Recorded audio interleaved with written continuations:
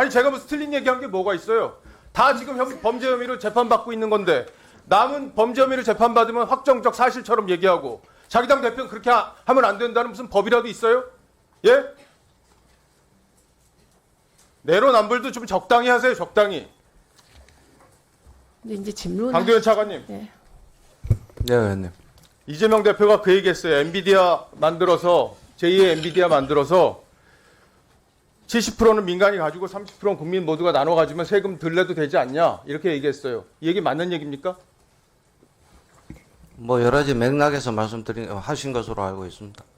여러 가지 맥락이라는 게 무슨 말씀이에요? 예를 들어서 뭐 가능하냐고요 그런 게 현실적으로.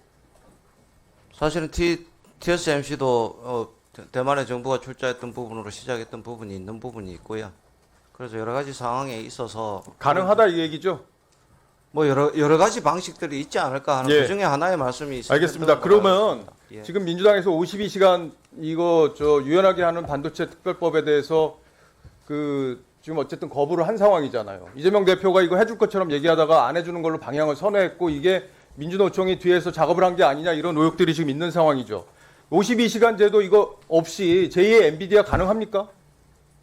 정부 입장은 이미 여러 군데에서 말씀드린 걸로 하여튼 정부 전체 입장에서 산자위에서도 말씀드렸고 저희도 AI 분야의 반도체 분야에 대해서는 좀 유연한 노동시간을 좀 가져야 되지 않겠냐는 게 사실 정부의 입장입니다.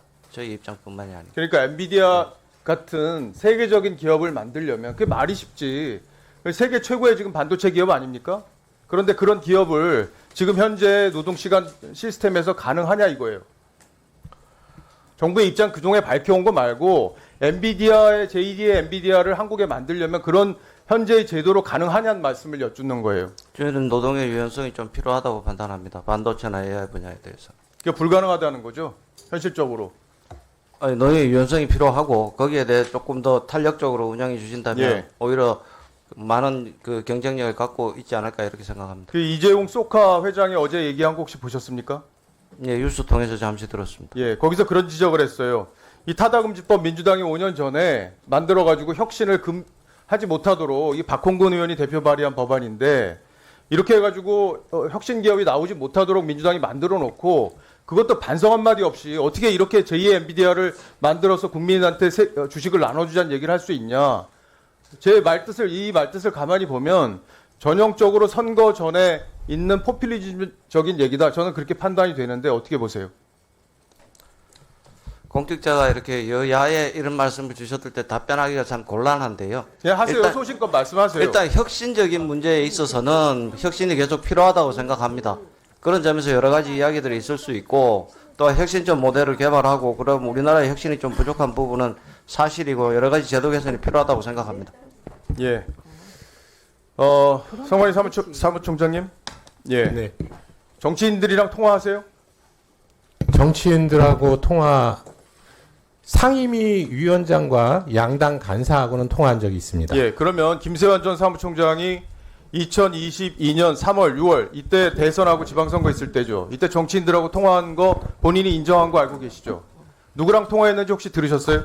전혀 그 부분은 뭐 본인의 그러니까 언론에 나온 거에 의하면 선거구 획정 문제로 통화했다고 얘기한 걸로 알고 있습니다. 선거구 획정 문제로 네. 선거구 획정 문제로 통화할 만한 그 이유가 된다고 보십니까?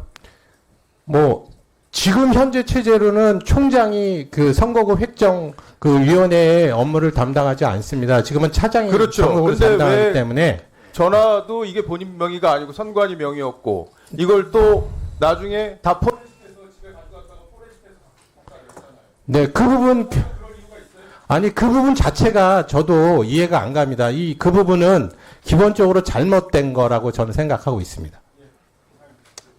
아니 근데 잠깐만요. 이거는 그 정보를 드릴게요. 이 김세환 전 사무총장은 성관이 사무총장님 이거 네. 알고 계셔야 될 것 같아요. 네네. 그 통화를 누가 했는지 모르지만 국민의힘 쪽에 경선 나가려고 했죠? 예비 후보도 22대 국회의원 선거에서 국민의힘 그 경선 과정을 거친 것으로 네, 알고 있습니다. 그렇습니다. 요거는 확인을 해야 될 것 같습니다. 맞습니다. 그리고 제가 과방위원장으로서 이 대목에서 한 말씀 드리지 않을 수 없는데 타다금지법, 개인적으로 저는 그 법에 반대했습니다. 근데 그때 국회에 없었어요. 매우 안타깝게 생각합니다. 저희가 AI법 통과시킬 때 말씀드렸잖아요. 기술이 진보하고 그 기술의 진보를 제도가 막으면 이건 그 나라는 안 되는 나라다. 이 말씀 드렸죠. 그래서 저는 개인적으로 타다금지법을 반대했습니다. 힘이 없었는데. 근데 제가 알기에 여야 모두 그때 운수노조가 굉장히 반대를 많이 했습니다.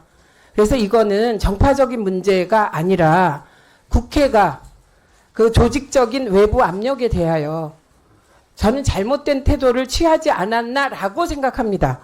그래서 앞으로 혹시 타다 관련한, 그러니까 소위 자율주행 비롯해서 기술이 진보할 거 아닙니까? 그러면 과방위는 기술의 진보를 막지 않는 쪽으로 저희가 논의를 해가겠다. 예, 위원장의 입장을 말씀드립니다. 그리고 또 하나 52시간 노동제에 대하여 그 유연성을 확보하는 방안에 대해서 고민하고 있습니다.